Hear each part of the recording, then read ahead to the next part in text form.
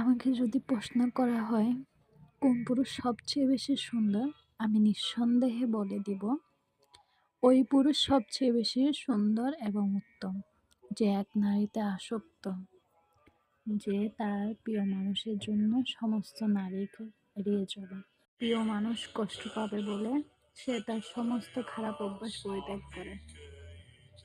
রাগের মাথায় তার প্রিয় মানুষকে সম্মান দিয়ে কথা বলে।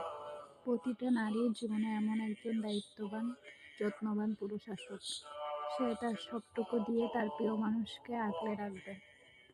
সম্পর্ক হবে হালাল এবং উদ্দেশ্য হবে জান্নাত।